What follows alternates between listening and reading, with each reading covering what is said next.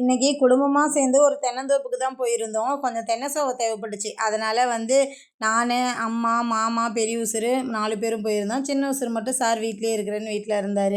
அதுக்கப்புறம் நாங்கள் 4 பேரும் போனதும் அம்மாவும் மாமாவும் இந்த தென்னை சோவையெல்லாம் வெட்டி வெட்டி கொடுத்தாங்க. நானும் என் பெரிய உசுரும் அந்த சோவையெல்லாம் இழுத்துட்டு போய் ஓரமாக போட்டோம். ஏன்னா அப்போ தான் நமக்கு கொஞ்சம் சுமை கட்டுறதுக்கு ஈஸியாக இருக்கும் அப்படின்னு சொல்லிட்டு.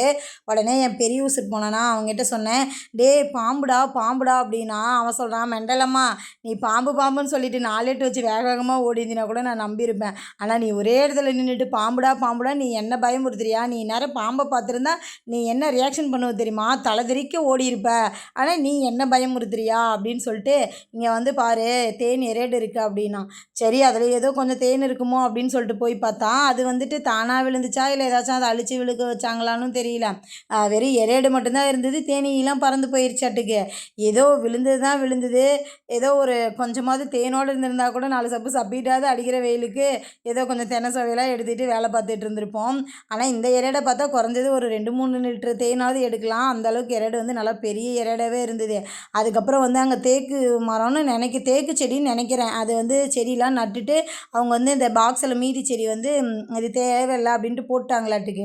அது ஃபுல்லாக அடித்த வெயிலுக்கு தான் காஞ்சி போச்சா. சரி அதில் ஒரு 4-5 பச்சை பசேன்னு இருந்தது. அவங்கக்கிட்ட கேட்டோம், சரி நீங்கள் எடுத்துக்கோங்க. நாங்கள் அதை பார்க்கும்போதே ஏதோ குல்ஃபி ஐஸ் மாதிரி இருந்தது. உடனே என் பெரிய அம்மா என்னம்மா குல்ஃபி ஐஸ்லாம் எடுத்து வச்சிட்டியா அப்படின்னுட்டு இருந்தான்.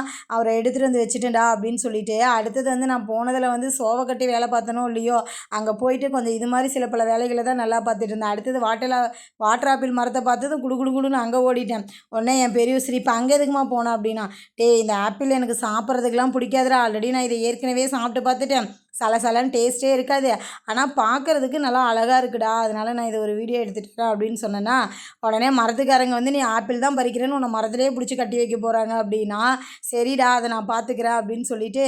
அதுக்கப்புறம் பார்த்திங்கன்னா அந்த நாவப்பழம்லாம் நல்லா கொத்து கொத்தாக இருக்குமே, அதே மாதிரி இந்த வாட்டர் ஆப்பிள் நல்லா கொத்து கொத்தாக பார்க்கவே செம்ம க்யூட்டாக அழகாக இருந்தது. அடுத்தது இதையெல்லாம் பார்த்து முடிச்சுட்டு அடுத்தது என்ன வேலை பார்த்தேன் அப்படின்னா, அந்த மசுறு மாணிக்க செடின்னு சொல்லுவாங்கன்னு நினைக்கிறேன். அதெல்லாம் நான் சின்ன பிள்ளையாக இருக்கும்போது ஸ்கூல் படிக்கும்போதெல்லாம் நிறைய வீட்டில் அப்போலாம் இந்த மசுறு மாணிக்க செடி, அது இல்லாமல் இந்த கத்திரிப்பூ கலரில் நல்லா ரவுண்டாக முள்ளு மாதிரி ஒரு பூ இருக்கும். அதெல்லாம் நான் சின்ன பிள்ளையாக இருக்கும்போது பார்த்துருக்கேன். ஆனால் இப்போலாம் அதிகம் எந்த வீட்லேயுமே நான் பார்க்கல. ஆனால் இவங்க வீட்டில் பார்த்திங்கன்னா இந்த மசுறு மாணிக்க செடி, அதே மாதிரி இந்த கத்திரிப்பூ கலரில் இருந்த பூலாம் இருந்தது. அது இல்லாமல் அதுக்கப்புறம் அப்போலாம் இந்த சாண எரிவாயு அடுப்பு மேக்ஸிமம் நிறைய வீட்டில் அப்போலாம் வச்சுருப்பாங்க. ஆனால் இப்போ தான் எங்கேயுமே அதிகம் இல்லை. ஆனால் இவங்க வீட்டில் நான் பார்த்தேன் அந்த சாண எரிவாயு அடுப்புலாம் சாணம் போட்டு அடுப்பு எரிவுறது இன்னுமே வச்சுருக்காங்க.